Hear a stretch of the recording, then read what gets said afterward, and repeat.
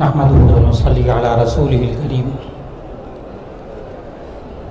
أما بعد فأعوذ بالله من الشيطان الرجيم بسم الله الرحمن الرحيم إن الله وملائكته يصلون على النبي يا أيها الذين آمنوا صلوا عليه وسلموا تسليما اللهم صل على محمد النبي الأمي وعلى آله وسلم تسليما. ابھی آپ حضرات نے جامع ترمذی کے ابواب اللباس کی آخری روایات سنی، جس میں اللہ رب العزت نے رسول اکرم صلی اللہ علیہ وسلم کے ذریعے ہمیں ہدایات عطا فرمائیں، اور حضرت عبداللہ ابن بریدہ اپنے والد حضرت بریدہ رضی اللہ تعالی عنہ سے روایت کرتے ہیں، جاء رجل الى النبی صلی اللہ علیہ وسلم وعلیہ خاتم من حدید، کہ ایک شخص نبی صلی اللہ علیہ وسلم کے پاس آئے، انہوں نے لوہے کی انگوٹھی پہنی ہوئی تھی. فقال ما لی ارى علیک حلیۃ اہل النار، نبی صلی اللہ علیہ وسلم نے فرمایا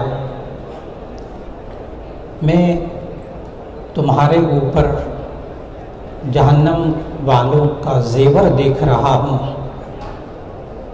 یہ مجھے کیا دیکھنے کو مل رہا ہے؟ تو نبی صلی اللہ علیہ وسلم نے اس لوہے کی انگوٹھی پہننے کو ناپسند فرمایا، اس لیے کہ یہ جہنمیوں کا لباس ہے. اس لیے محدثین اور فقہاء لکھتے ہیں کہ مردوں کو بھی اور عورتوں کو بھی لوہے کی انگوٹھی پہننا مکروہ تحریمی ہے. پھر اس کے بعد روایت میں یہ ہے کہ ثم جاءہ علیہ خاتم من صفر، پھر ایک صاحب تشریف لائے تو نبی صلی اللہ علیہ وسلم نے دیکھا کہ انہوں نے پیتل کی انگوٹھی پہنی ہوئی ہے. فقال ما لی اجد منک ریح الاصنام، مجھے کیا ہوا کہ میں تمہاری طرف سے بتوں کی بدبو پا رہا ہوں. اس لیے کہ اس دور میں بھی جو مشرکین مکہ بت بناتے تھے وہ پیتل کے بت ہوتے تھے. اس نے پیتل کی انگوٹھی پہنی ہوئی تھی تو نبی صلی اللہ علیہ وسلم نے اس کو بھی ناپسند فرمایا. ثم اتاہ علیہ خاتم من ذہب، پھر جب نبی صلی اللہ علیہ وسلم کے پاس آئے تو انہوں نے سونے کی انگوٹھی پہنی ہوئی تھی. فقال ما لی ارى علیک حلیۃ اہل الجنہ، نبی صلی اللہ علیہ وسلم نے فرمایا مجھے کیا ہوا کہ میں تمہارے اوپر جنت والوں کا زیور دیکھ رہا ہوں. یعنی ناپسندیدگی کا اظہار آپ یہ سمجھیں گے کہ پہلے جب لوہے کی انگوٹھی پہن کے آئے تو کہا کہ یہ جہنم والوں کا لباس ہے، تو تب تو آپ کو اس کی ناپسندگی سمجھ میں آتی ہے. لیکن جب وہ سونے کی انگوٹھی پہن کر آئے تو آپ نے دیکھا کہ نبی صلی اللہ علیہ وسلم نے فرمایا ما لی ارى علیک حلیۃ اہل الجنہ، کہ مجھے کیا ہوا میں تم پر جنت والوں کا زیور دیکھ رہا ہوں. تو محدثین لکھتے ہیں کہ اس سے تو پسندیدگی معلوم ہو رہی ہے، ناپسندیدگی کیسے معلوم ہوئی؟ کہ ہمیں تو پھر چاہیے کہ اگر سونا یہ جنت والوں کا زیور ہے تو اسے پہننا چاہیے کہ یہ جنتیوں کا زیور ہے. اس سے ناپسندیدگی کیسے معلوم ہوئی؟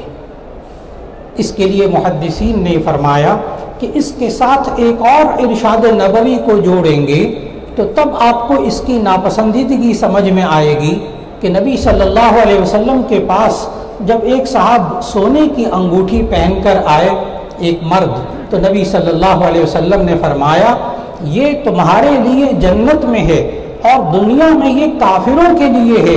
معلوم ہوا کہ سونا پہننا یہ مسلمان کی شان نہیں ہے مرد کے لیے کہ وہ دنیا میں سونا پہنے، اس مرد کے اعمال اچھے ہوں گے تو اللہ تعالیٰ جنت میں جب لے جائے گا تو وہاں اس کا زیور یہ سونا ہوگا۔ لہذا ان دو حدیثوں کو آپس میں ملا لیں تو پھر یہ روایت کا حصہ آپ کو سمجھ میں آئے گا کہ مالی ارا علیک حلیۃ اہل الجنہ، کہ مجھے کیا ہوا کہ میں جنت والوں کا تجھ پر لباس دیکھ رہا ہوں، زیور دیکھ رہا ہوں۔ معلوم ہوا کہ نبی صلی اللہ علیہ وسلم نے اس سے ناپسندیدگی کا اظہار فرمایا کہ مرد کو سونے کی انگوٹھی نہیں پہننی چاہیے۔ پھر اس کے بعد ان صاحب نے سوال کر لیا، قال من ای شیء اتخذہ، میں کس چیز سے انگوٹھی بنا کر پہنوں؟ قال، نبی صلی اللہ علیہ وسلم نے فرمایا، من ورق ولا تتمہ مثقالا، تم چاندی کی انگوٹھی بنا لو۔ ورق آپ کو معلوم چاندی کو کہتے ہیں، فضہ بھی چاندی کو کہتے ہیں۔ تم چاندی کی انگوٹھی پہن لو، اور اس مرد کو اجازت دیتے ہوئے اس چاندی کی انگوٹھی کے لیے وزن بھی بتایا کہ ولا تتمہ مثقالا، اور وہ مثقال تک نہ پہنچتی ہو۔ یعنی مثقال آپ سمجھتے ہیں اوزان شرعیہ میں کہ مثقال تولے اور ماشے کے اعتبار سے یہ 4.5 ماشے کا بنتا ہے۔ اب چونکہ تولے اور ماشے نہیں رہے، اب گرام آ گئے، اور ایک مثقال جو ہے وہ جو 4.5 ماشے کا ہوتا ہے وہ گرام کے اعتبار سے 4 گرام 37 ملی گرام کا ایک مثقال ہوتا ہے۔ یعنی اب اگر سنار کو آپ یہ کہیں کہ مرد کے لیے اگر انگوٹھی بنائے تو وہ 4.5 گرام سے کم کی انگوٹھی بنا لے، یہ مرد کے لیے پہننا جائز ہے۔ اور پھر اس کے بعد کی روایت میں نبی صلی اللہ علیہ وسلم نے قصی کپڑا پہننے سے منع فرمایا، جو ریشم اور کتان سے ملا کر بنایا جاتا ہے، اور جو آج کل سنتھیٹک یعنی مصنوعی ریشم سے بنتا ہے وہ اس حرمت میں اور ممانعت میں شامل نہیں ہے۔ اس سے مراد وہ کپڑا جو کہ ریشم کا کیڑا بناتا ہے، وہ ریشم کا پہننا مرد کے لیے ممنوع ہے، عورت کے لیے جائز ہے۔ پھر فرمایا والمیسرۃ الحمراء، اور وہ ریشم کا بنا ہوا سرخ وہ کپڑا جو کہ اونٹ کے اوپر پالان اور کجاوے کے اندر بچھایا جاتا ہے، اس سے بھی منع کیا کہ وہ ریشم کا بنا ہوا ہوتا ہے۔ اور پھر فرمایا آخری روایت کے اندر راوی کہتے ہیں حضرت انس رضی اللہ تعالی عنہ قال كان احب الثياب الى رسول الله صلی اللہ علیہ وسلم يلبسه الحبرہ، کہ نبی صلی اللہ علیہ وسلم حبرہ یعنی منقش چادریں پہننا پسند کرتے تھے، جو اس وقت کا قیمتی لباس ہوتا تھا۔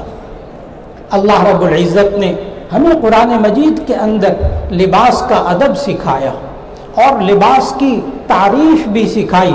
سورہ اعراف کی آیت نمبر 26 کے اندر اللہ تعالیٰ فرماتے ہیں یا بنی آدم قد انزلنا علیکم لباسا یواری سوآتکم وریشا ولباس التقوی ذالک خیر۔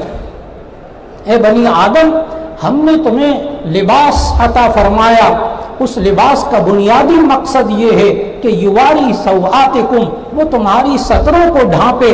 معلوم ہوا اس نص قرآنی سے کہ جو لباس سطر نہ ڈھانپتا ہو وہ لباس پہننا جائز نہیں ہے، وہ بنی آدم کا لباس نہیں ہے، وہ انسانی لباس نہیں ہے۔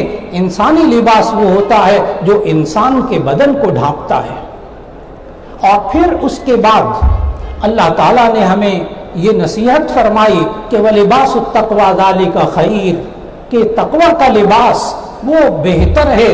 ساری زندگی آپ علماء سے التماس ہے کہ یہ تقوی کا لباس اپنے اوپر اوڑھے رکھیے گا، وہ تقوی کا لباس کہ جس کی تعریف، جس کی خصوصیات آپ نے قرآن و سنت میں حاصل کی، معلوم کی، اساتذہ نے آپ کو پڑھایا۔